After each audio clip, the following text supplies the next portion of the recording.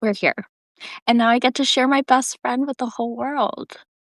We love it. Welcome, welcome. Welcome Right. to Our our live chats that we would be having this conversation anyway.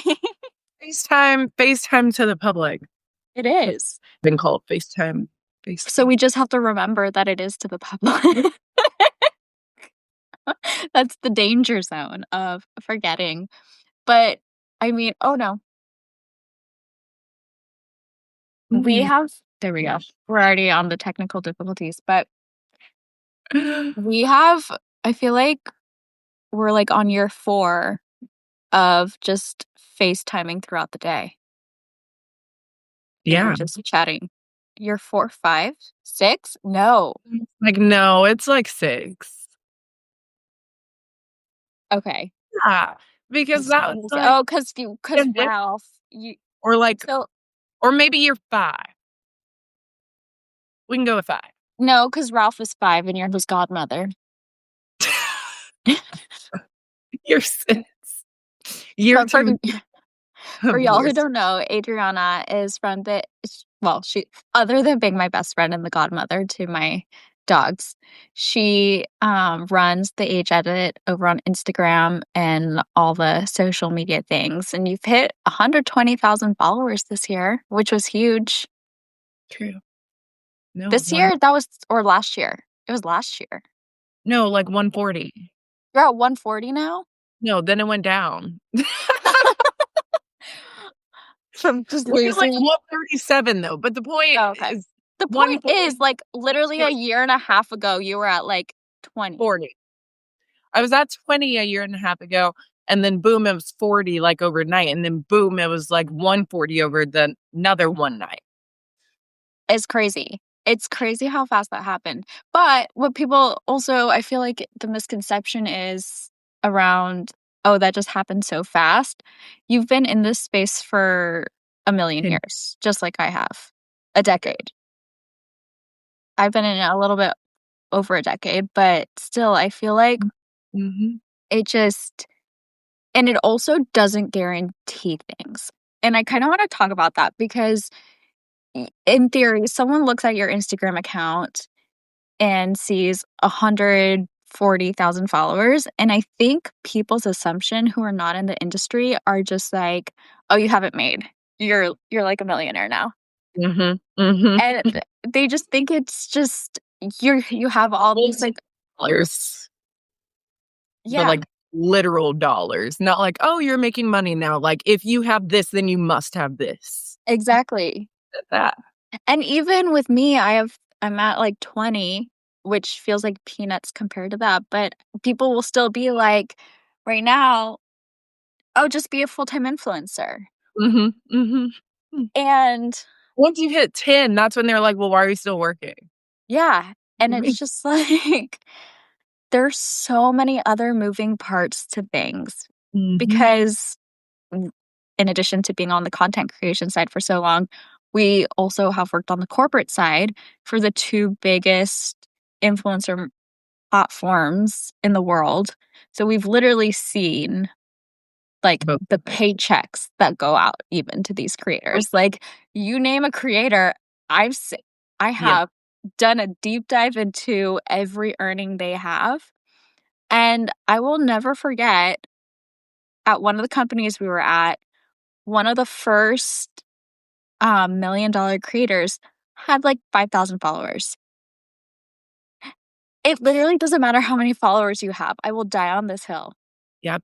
I said that on a call with a company yesterday, and they were talking about tiers and, like, if you how they word it? Basically, like, if you can get some creators who are 100,000 plus blah, blah, blah, and I have to stop them, and I'm like, "No, no, no, you're thinking of it all wrong." Like, in my previous company, some of my top performers had, like, 30K and were way outperforming someone with 1,000,000 followers. I'm like, that's not how you equate it. Like, no, No. no. Do you think how much of it has to do with training your audience? Like, because I was talking to this about this with someone the other day about these different levels of followings and how they were seeing that one of their creators with like 80,000 followers doesn't really see conversion and the other one Mhm. does. And I do think there's obviously like brand alignment and all the like things that if you just take one marketing class, like you're like, okay, well, Yeah. all these things have to line up. But how much is like training your audience to shop from you? Or is it about finding an audience who's going to shop from you, if that makes sense? I think I just had this conversation with someone yesterday. They were talking about like influencer girlies and how they don't fit in with influencer girlies, even though they can sell. And that's when I was like, I think it goes back to like, what is your realm? Are you a content creator? Are you an influencer? Or are you a commerce creator? And I think starting there, like, answers that question. It's like, what do you want to be? Do you want to be a commerce creator? Or do you just want someone with like influence that you're like an internet friend? Or do you just want to make pretty content? And then once you figure that out, it's curating the community because that is who's buying. It's people who literally trust you. So it's like in order to even sell anything, like you have to have so much trust. Like money, especially in this economy, is the one thing people are not just like willy-nilly letting go. And it's like, well, why would I buy something just because you bought it? You know? So I think it comes down to community, really community and trust. And like, what are you doing that makes someone want to give their dollar that's so valuable these days? I think it's like the key part of it. No, Um, I agree. And like not talking at your audience, mhm, like actually having these and conversations. not selling to the audience, but more so, like, if it's something that you have and you love and you enjoy, like, storytelling, saying why, not just be like, "You need this, go buy it." It's like, "Why do I need it?" Yeah. No, Or you tell me I need it. and I think I think for me, finding the balance has been so hard. Like in over 10 years, I have not figured out the balance yet because I get no fulfillment out of creating like a collage and gift guide. I really do not. It is so tedious to me. It is so boring to me. The conversion from it is like Tiny. nothing to like make me want to keep doing it. But Mhm. then you feel, and maybe this is because of our background when we were at LTK, like at the very beginning of LTK, where it was like, if you want to be a content creator or an influencer, whatever the word we're using right now, I saw something where it said like Gen Z wants to call it people on the internet or something like that. I don't even know. I, I don't even know. But what now I lost my train of thought. But essentially, when we worked there, it was just ingrained in us that if you want to be someone who makes a career out of showing up in whichever this way it is, you have to sell stuff and you have to sell fashion primarily. Mhm. And maybe you can sell home because it was COVID at one point Yeah. and everyone stuck at home. And that's when they were like, okay, I guess you can do this. But Mhm. they drilled it in us that you have to do fashion. And we both love fashion. We both got into this industry Yeah. because we love fashion and we were posting our outfits. But I think that one thing that we've both been navigating together is that posting outfits and that being the only thing that we post isn't fulfilling. It's Yeah. not fun. But then it also sometimes feels like that's the only way you're going to be able to make a serious Mhm. income or make sure that your audience is in the habit of you sharing links to where you don't go like 1 month and all of a sudden they're like, what do you mean you're like now throwing all these Yeah. in my Uh, stories? I think that comes in though of like where and when you see creators who do have that like buying power, selling power, however you want to word it, are the ones who are just making their coffee in the morning and sharing like the coffee mug and the tiny pieces of the day and literally just sharing every kind of thing instead of I'm wearing this, so you should be wearing this. Yeah. Instead, it's like continuously bringing people through your day and what you have going, and then they see that thing that you use over and over. So when you're sharing it, it's so natural because they're like, I know she uses it. I know she's not just telling me I need to get Yeah. this because she wore it one time. Um, Like more product and that placement. happy medium. Yeah. Well, okay, and here's the other thing, which you're gonna laugh. You're gonna laugh. My mom called me sometime this week, yesterday, the day before, I can't remember. And she was like, "You wear the same 3 sweaters every week." And I was like, "Yeah, like that's because that's what I'm wearing. Like I outfit repeat all the time." She's like, "It's a little embarrassing for someone who posts about fashion and their outfits." She's like, "Don't you think you should be changing things up a little bit more?" And I'm like, What was your answer? "Well," I was like, "I wear what I like, and I like my 3 sweaters." She's like, "You like the and the Capsule 2 4. 2 of the 3 sweaters being a red sweater that look exactly the same?" And you know my mother.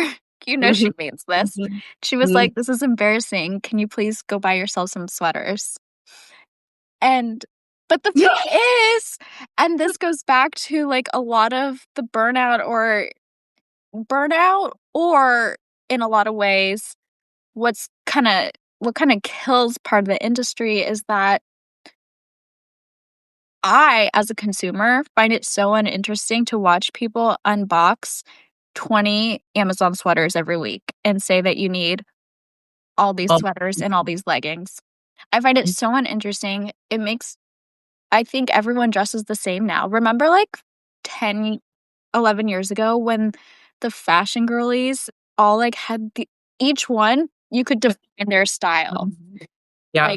Like there was, like, manhole Now it's collar and just the same as, like, a social media trend, how everyone's yeah, gonna use the same audio, like, "Okay, let me go on here, find an audio." Like, if you think about that, even if you're just talking about social media trends, I thought about that the other day, and I was like, "This is the stupidest thing." Like, we're supposed to get on here so you can go find creators that you like and that's different, but in order for something to perform well, you need a trending audio, which means that everyone's using the same audio, and I think it's that same thing. It's like someone's like, "Oh, I need style inspo. Let me go find holiday finds." And everyone's wearing the same holiday dress, and it's like, well, this defeats the purpose. exactly. Like, the one thing about what how this all started was people sharing their unique point of views, and I Mhm. feel like everyone's so scared of sharing their unique point of view now, and I Yeah. think one thing, like, with our content that we're posting very different things to Mhm. what, one, everyone else is doing, eh, Yeah. to, like, make it full-time or whatever. 2, we're also kind of posting against what every company we've worked for would tell you to post. Yeah. Literally. Literally. And Yeah. I mean you see success, like, you are getting very good brand partnerships with, like, brands that trust your creative instinct on Mhm. it, which is proof that, like, you can do it, but there's still those moments that it's like, "Oh, do I have to do the trending sound with the trending quote that is exactly In the order same?" for the thing, And then it's just noise, and I mean, and that's where the burden comes when you're just which was that was, like, the year before last when I was like, "I'm over this." Like, I'm just posting things to post about things Mhm. and stop for those few weeks and, like, recalibrate it basically and was like, "Okay. I'm just going to start posting what I wanna post," and that's when I started posting about the tiny home. That's when the 20,000 followers came. That's when then the next 100 when I just said, "F it, I'm posting what I want." Do And you then it was feel like when you've had the ebbs and flows though, or, like, of, like, losing followers and things like that, do you feel so, like, certain in the way that you're doing this your own way, or does it make you feel like, "Oh, do I maybe need to dabble into, like, the bandwagon of all these trends?" I think it's both. I think it's like, "Oh, I should be doing something to change this," because my unfollow rate daily is insane, but people just follow me, so it's at least staying, in the 130s now, but I'm just refusing to change it. and I know they're gonna unfollow, and I'm okay with it because I'm like, they can leave because they're not liking the content that I'm making anymore, and that's fine, and it leaves room because I am focused on continuing to post how I want, so the people who like that kind of content can come and filter in and grow. So I'm like, I'm just gonna keep doing it because otherwise, then I start posting like that to get them there. I'm not gonna keep posting like that, and they're gonna leave all over again. So it's like, what's the point? No, that's exactly. It's just and again, if not, you're just creating noise, and social media is noisy enough of all Yeah. the same thing over and over again. That is the biggest commitment. Now more than ever, like the data shows it, Yes. feedback shows it, like people are sick of it. People are sick of influencers. People are sick of being sold to. People are tired. People are depressed. People are every freaking thing you can think of right now. And it's like, what can I watch that brings me comfort, that brings realness, that brings rawness? That's not just what we've been seeing for years or makes me feel bad about my freaking life. Like, that's what they want to see. Like, every day I see a different story about like a larger influencer or known influencer being like the people being mad at them and like, why are you selling this and we can't buy this and why it's always why. And so it's like I know for a fact that I don't want to be that. I want to be a comfort space. I want to be somewhere that feels real, authentic, that will last for the long game, not just a right now quick dollar and then what, you know? Exactly. No, I agree. That was like the biggest commitment I made to myself if I was going to like fully dive into this again was what is my purpose of doing Mhm. it? Is it to make a quick dollar? Is it just because I've been in this space so long that it just I should Makes sense. keep writing it out? And at the end of the day, it's that like I see so much negativity on this space, but at Mhm. the same time, I have had such amazing positive opportunities because of it that I just want to create a little corner Yeah. that does feel positive, that isn't draining or telling you what to do or telling you what not to do because we Yeah. all are figuring out life in our own ways and we cannot copy paste. And I honestly that's my biggest problem with TikTok is how much of it is, this is how you should be living your life, and if you're not doing this, then you're wrong and you're gonna mess everything up, and I That just think that that is so, so unhelpful, and I just want whatever my content is to be like, "Here's what I'm thinking about. I'm mhm. not gonna tell you what I'm gonna do about it, but I'm gonna tell you the questions that I'm asking myself so you can ask yourself those questions." That's a good point because everyone thinks they're an expert. And guess what? Give me None is the of us are experts. None of And us then are experts in anything. from, like, the consumer or viewer side, then they come in and they're, like, commenting these crazy things, and they're like, this, and this, and in my brain, personally, I'm always like, "Why do you care? Just because I'm saying you can do it this way does not mean it's the only way." But then you gotta take 10 steps back, and it's because they're watching these people who tell them that this way is the only way. So then they come over to someone's page who does not think like that, and they're like, "You're telling me to," and I'm like, "I really don't care what you're doing. I'm just saying what I'm doing." But they're so used to, like you were just saying, being preached to that way that they're not, like, filtering it through. It's like, "Then you must all think like this," and it's like, "No." I saw this post a few weeks ago, and someone had done a video on like a pea soup or bean soup. I think it was a bean soup. And it got so many hate comments, or not even hate comments, but also just like comments asking for an alternative to beans for the bean soup. And people were mad because they're like, I can't eat beans. How dare you not provide an alternative for me?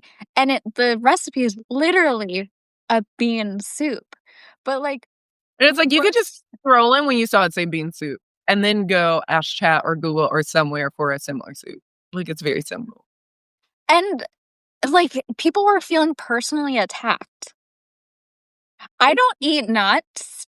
And if I see someone post a recipe on It's literally like anything with literally anything with nuts, I'm I like, don't care.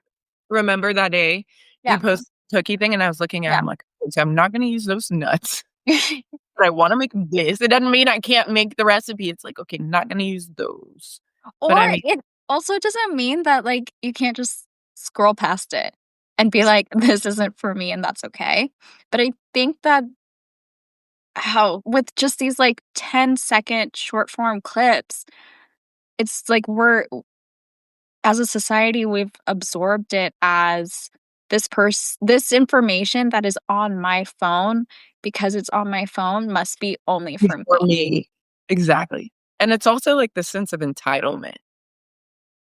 Yeah, Mhm. that's true. Like, if anything's gonna take 2 seconds of my space, it better be exactly what I wanna hear. Mhm, mhm, mhm. Like, "You want me to watch this? Then why is it not geared for me?" And it's like, "Oh, yeah, a time, It a really time." is. So what do you think is next for you in these next few weeks? Oh, that's what I was Yeah, now that our worlds are topsy-turvy, what I was you are the most type A, Capricorn, all things person I know. I it's funny. I feel like I can't describe myself as type A because you are so type A that I'm like, "Oh, I'm type, like, I'm vibing. I'm just out here vibing." Even though, like, I am someone who, like, I like structure, I need structure, I like having my things in order. Compared to you, I'm literally, like, out here if we go into a store, I'm, like, 10 aisles over looking for something that I don't know why we that's even should have. I passenger princess so quickly the second I'm around you. I think oh, our brains. Mhm. Our brains are special. Yes, next. Yeah. Was on a call. Oh, today, not yesterday. And a girly pop asked, like, "So now what's your plan?" And I almost it was like the air was sucked out of my body because I was like, "When have I ever not had an answer to this question?" Yeah. Exactly. And so I'm like, Like, even when you're 10. exactly." And then I always have to be honest about everything because I don't do the faking. So I go, "That's a good question." And I was like, "I literally do not know due to the fact that this exact time last Friday, my just, like, snatched from under me." So, I don't know. That is my answer. It is a good question, and I don't know, and the one thing that I know is I am passionate and love this creator space, and I wanna continue to be in it. I'm like, outside of that, like, it's a day at a time, and we're figuring it out Yeah. because it's like, "What?" Literally what? 'Cause yeah. I think instead, like, the past few days, what I've been thinking about is, like, my favorite parts of working in this industry from, like, being on the technical side at LTK, then being on the relationship side at Collective Voice, and being like, "What do I like the most? Where do I wanna lean in? What would be an ideal role?" So I think instead, that's how I've been thinking about it, and being okay with not knowing. Hmm. That's the fun one. That's Territory. the stretchy one. Mhm. New territory. Mhm. Mhm. But What about the Woodhams? What's the Monica Woodhams Capricorn game plan? honestly, I have weirdly never felt more at peace with a Mhm. situation that is so gonna get things figured out. I will Mhm. say my dad today kinda stressed me out because he kept Uh-huh. asking me about insurance But stuff. oh, okay. And he was just like, "Make sure, like, your ducks are in a row with insurance, blah, blah." And I was like, "Yeah, like, we have insurance until December 31st, and then the COBRA kicks in, whatever." And he was like, "Okay, just make sure, like, that's all set up because if you slip and fall at 2:02 AM on January 1st, you're toast or you're screwed." And I was just like, "Cool, cool, thanks." Like, It made me think of when your mom felt with Remy. oh, well, yeah, he followed up with that. And he literally goes, "And sometimes the pups are involved." On the call today with this company, the girl asked me, she said, "Is health insurance a deal breaker?" I audibly gasped. Absolutely. It's like more of a startup. She's like, "Is it a deal breaker?" I'm like, "Absolutely. Cannot work for you if you cannot give me health insurance." Like, "No, I don't care how much money you pay me. Give me health insurance." In this world, Just like insurance. what salary would you want? What So, and when she said, "Is health insurance a deal breaker?" I'm like, "Is that your way of telling me you don't offer health insurance? What do you mean is it a deal breaker?" Like, "What?" Okay. Of wild times. It's Mhm. wild times. Wild Wild West. But yeah, no, to your point, just like you, I am just every day I'm doing something that has to do with this space and has to do with what I know I can do in this space. And I'm just seeing like what doors open because of that. And I'm giving myself like 3, 4 weeks to like really do that. Yeah. Um, but See, it is this weird not knowing. I said see, I don't choose the Capricorn. The Capricorn chooses me because I said, like, "Okay, maybe this is a sign. Maybe I just, like, step back, calm, whatever." I didn't even go apply and then the things were falling in my lap, and then boom, and then now there's an opportunity. I'm like, it hasn't even been a week, and it's like, "Okay, back to work," and I'm like, "Oh, this is great." But then it's like, "Oh, I thought I was gonna do, like, nothing." But then I'm like, "Okay, now I'm doing something." So it's just wild how, like, once you, like, try to accept, "Okay, I guess I'm supposed to be like a normal person and sometimes just do nothing and just calm down," then it's like, God's like, "Oh, here you go." And I'm like, "Oh, that's what I typically would just choose." And then I'm all Yeah. confused again. I'm like, "Okay." I mean, at the end of the day, it's like surrendering to like the exact ways to do things just Mhm. been send you in a spiral. Literally. Things get Yep. figured out. And Literally. I think I didn't truly buy into that until like maybe in the last year. Mhm. So like thank God this is all happening once After the fact. That I part. am not like oh no panic. Um Again, maybe I'm a little too relaxed about it right now. We'll touch base in 3 weeks. But I mean, what's the point of panicking? There's literally no point. We are so like I mean, anything that we've ever done, we've pulled it off. Like this Exactly. wouldn't be any different. Exactly. And I feel like the connections I've made just this past week and the calls I've been on are like confirmation of that, like without me going and like doing anything and I being like, "Oh, it's okay." You know? Mhm. It is. It's wild times, so. It is. And on that note, we should do Wow. this again next Friday. Oh, I agree. Did I tell you I'm starting a podcast? No? What? What? Excuse me, ma'am? That's it. Surprise. Yeah. Do you know what it's called? Yeah, it's gonna be the extension from the Substack, unedited. I love that. Oh my gosh, Mhm. I'm obsessed. But no, I'm so excited because then I get to just talk like this without being like I because remember stories where my bread and butter and my jam is talk. I can't do it because like today for 30 minutes, no, an hour, one of my stories had under 100 views. It's above me. So I'm gonna do podcast now, but and I'm posting on YouTube. Yes, I love that. First guest, Monica Woodhams. Stay tuned. Oh my gosh, I'm so excited. Okay, on that note, Good we'll offline about more.